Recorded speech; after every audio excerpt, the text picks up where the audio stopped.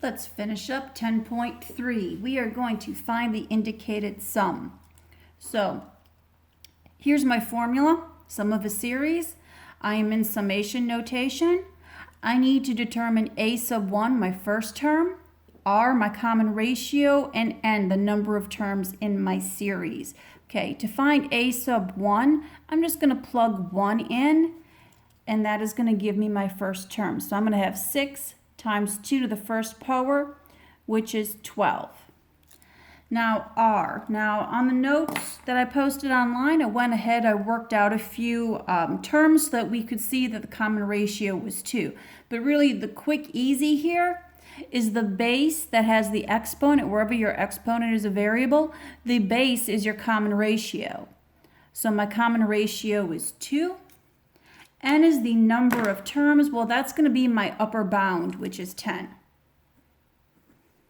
Okay, so let's plug it in. We have S sub 10 equals 12 times 1 minus 2 to the 10th power all over 1 minus 2. Now from here, this is literally, you just plug it in the calculator.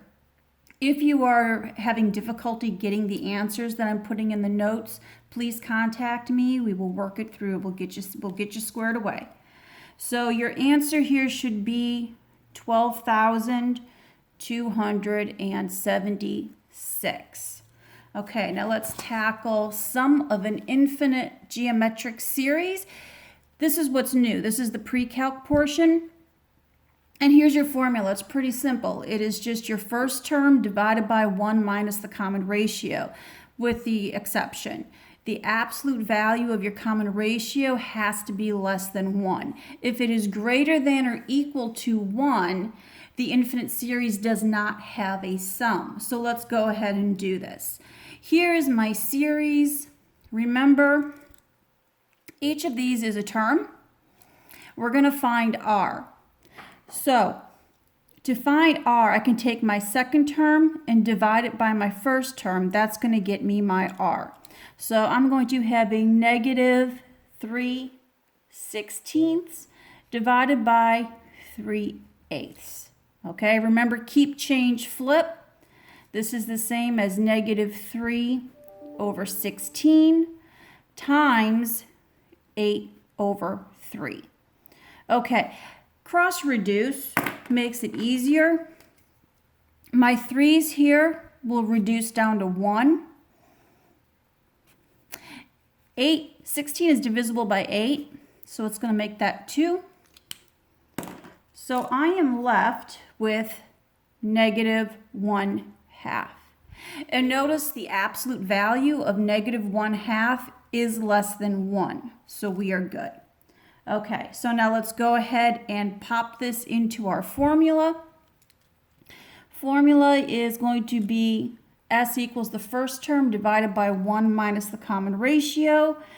We have S equals, my first term is 3/8 divided by 1 minus a negative 1/2.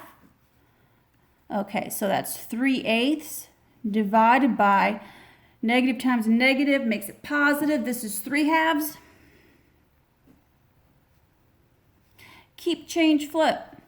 3/8 times 2/3. Okay, and again, 3's reduce out. That becomes a 4. And our answer is 1/4. Okay, now let's do 2 of these. We're going to do both of them. Okay, write a repeating decimal as a fraction. Okay, so remember, when you have that repeating decimal, it just goes on and on and on. So here it is. That means we are going to have 7/10. Remember, this is the tenths place, hundredths, thousandths, 10,000ths, etc. So this is going to be 7/10 plus 7/100 plus 7/1000. Notice I'm just adding a 0 each time as I go, plus 7 over 10,000, etc. Okay, so my A sub 1 is 7/10. My R is 1/10. Okay, so let's go ahead. Let's put this in the formula. S equals 7/10, my first term, divided by 1 minus my common ratio of 1/10.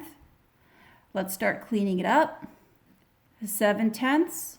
1 minus 1/10, well, that's 9/10.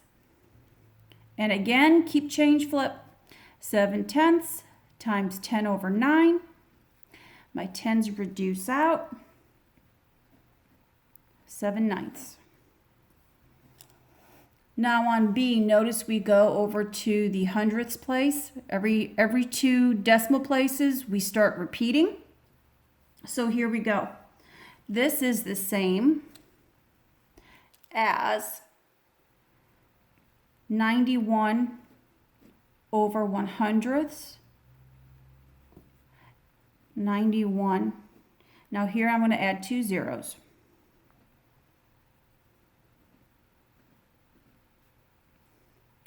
And then you're going to add another 2 zeros.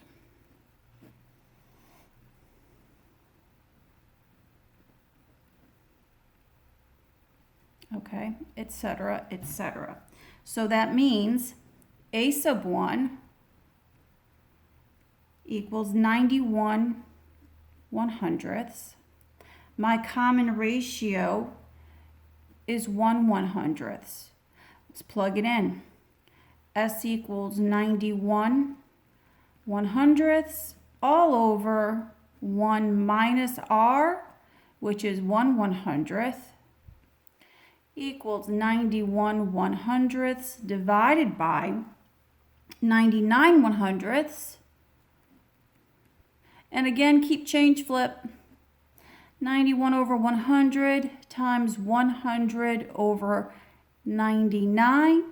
The 100s reduce out, and I am left with 91 over 99.